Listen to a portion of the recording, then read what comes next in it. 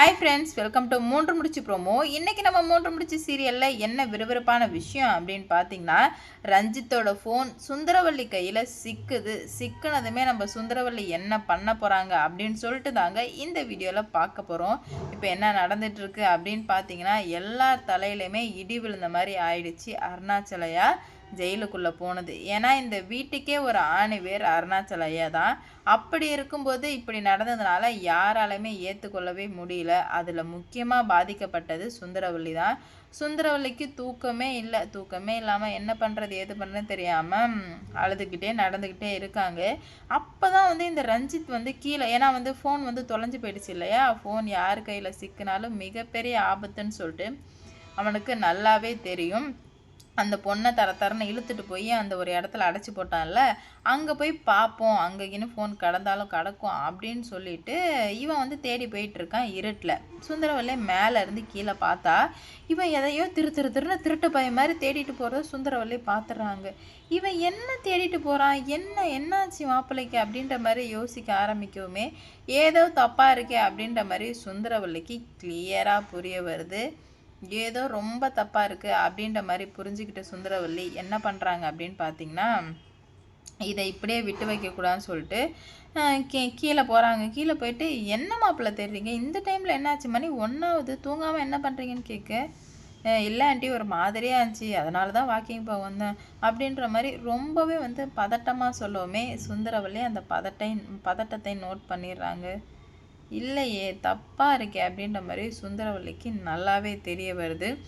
உடனே என்ன பண்ணுறாங்கன்னா, சரி நீங்கள் போய் தூங்குங்க அப்படின்ற மாதிரி சொல்லிடுறாங்க. இல்லை நீங்கள் போங்க, நான் தூங்குறேன் அப்படின்ற மாதிரி ரஞ்சித் சுந்தரவல்லி அனுப்ப பார்த்தாலும் சுந்தரவல்லிக்கு தான் ஏதோ தப்பாக இருக்குன்னு தெரிஞ்சிடுச்சு. இப்போ போகிறீங்களா இல்லையா அப்படின்ற மாதிரி மிரட்டவுமே அவன் போயிடுறான். நான் பயத்திலே தான் போகிறான். போனதுமே இவங்க சும்மா தேடி தேடி பார்க்குறாங்க. என்னவா ஏதாவது தொலைச்சிட்டானா, என்னத்தை தேடுனா அப்படின்னு சொல்லிட்டு பார்த்துக்கிட்டே இருக்கும்போது ஒரு ஃபோன் கிடக்குது. ஃபோன் காணா போனது, ஃபோன் தொலைச்சது எதையுமே சொல்லவே இல்லை. ஃபோன் கிடக்குது. யாரோட ஃபோனுன்னு பார்த்தா அதில் ரஞ்சித்தோட ஃபோன். ரஞ்சித்தோட ஃபோனை பார்த்ததுமே சுந்தரவல்லிக்கு செம ஷாக்கு. ஃபோனை தொலைச்சிட்டு தான் தேடிட்டு இருந்தானா, இதை அவன் முன்னாடியே சொல்ல வேண்டியதானே, அதை விட்டுட்டு எதையோ கொலை பண்ண மாதிரிலாம் பார்த்துட்டு இருந்தான் அப்படின்ற மாதிரி சுந்தரவல்லி மனசுக்குள்ளே பேசிட்டு ஃபோனை ஓப்பன் பண்ணுறாங்க. ஓப்பன் பண்ணால் எடுத்ததுமே சுரேகா ட்ரெஸ் மாற்றுற வீடியோங்க. அதை பார்த்ததுமே படப்படான்னு ஆயிடுச்சு சுந்தரவல்லிக்கு.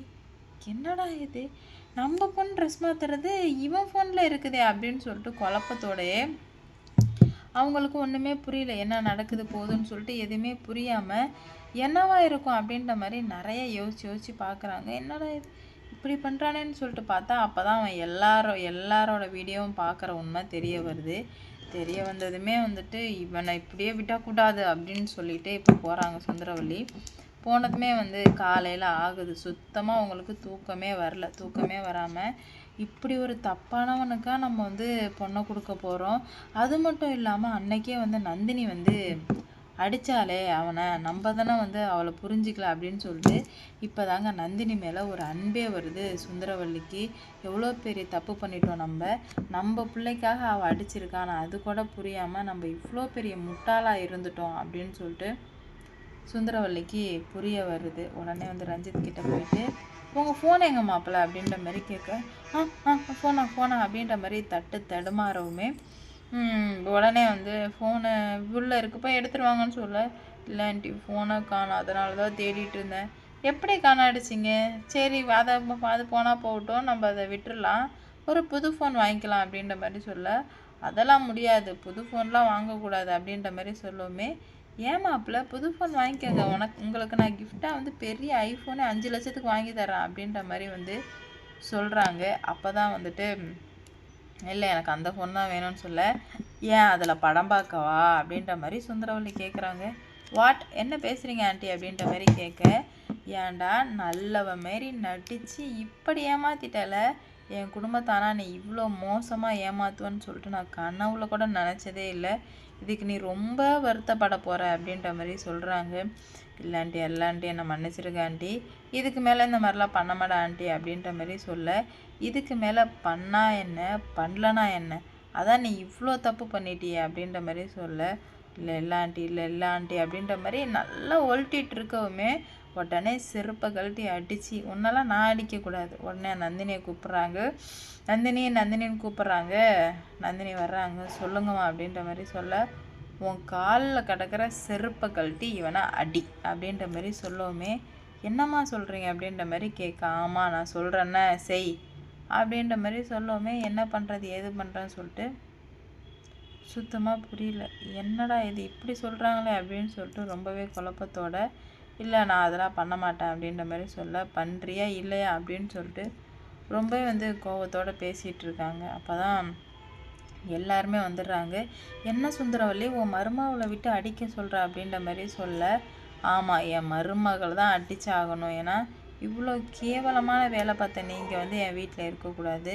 பிள்ளைய வளர்க்க தெரியாமல் வளர்த்து கேவலமாக பண்ணி வச்சுருக்க. நீ ஃபஸ்ட்டு என் வீட்டை விட்டு வெளியே போடா அப்படின்ற மாதிரி சுந்தரவல்லி கேட்குமே, இவங்களுக்கு ஒன்றுமே புரியல. என்னடா இது இப்போல்லாம் கேட்குறாளே அப்படின்னு சொல்லிட்டு ரொம்பவே ஷாக் ஆகிடுறாங்க. அப்போ தான் சுந்தரவல்லி நீ என்ன ஹரிதா ஆண்டி நீங்கள் என்ன பேசுகிறேன்னு தெரிஞ்சு தான் பேசுகிறீங்களா அப்படின்னு சொல்லிட்டு, ஐயோ நான் நல்லா தெரிஞ்சு தெளிவாக தான் பேசுகிறேன், நான் என்ன பேசுகிறேன் போகிறேன்னு சொல்லிட்டு, அதனால் என்கிட்ட இந்த மாதிரிலாம் சவடாலாம் விட்டுட்டு இருக்கக்கூடாது சரியா அப்படின்ற மாதிரி சுந்தரவல்லி சொல்லவுமே, உங்களுக்கு என்ன தான் ஆச்சு ஆண்டி அப்படின்ற மாதிரி கேட்க, என்ன தான் ஆச்சு அவள் பிள்ளைய வளர்க்க தெரியாமல் வளர்த்து இந்த மாதிரி பண்ணிட்டீங்களடா பாவி அப்படின்ற மாதிரி சுந்தரவல்லி வச்சு கிளின்னு கிழிச்சு எடுத்துட்டாங்க.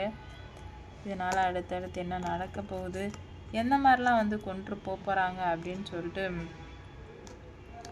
வெயிட் பண்ணி பார்க்கலாம்.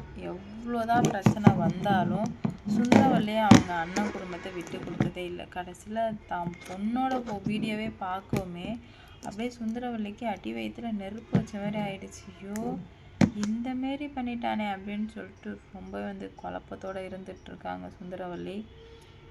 என்ன நடக்க போகுது ஏது நடக்க போகுது அப்படின்னு சொல்லிட்டு வெயிட் பண்ணி பார்க்கலாம். இவ்வளோ நாளாக இருந்தது வேற, இப்போ இருக்கிறது வேற. அதனால் அடுத்தடுத்து என்ன நடக்க போகுது, எவ்வளோ பிரச்சனை வந்தாலும் சுந்தரவல்லி ரொம்ப ஸ்ட்ராங்காக தான் இருந்தாங்க. ஆனால் இதுக்கு மேலே ஸ்ட்ராங்காக இருக்கவே முடியாது அப்படின்ற மாதிரி நல்லா புரிஞ்சுக்கிறாங்க.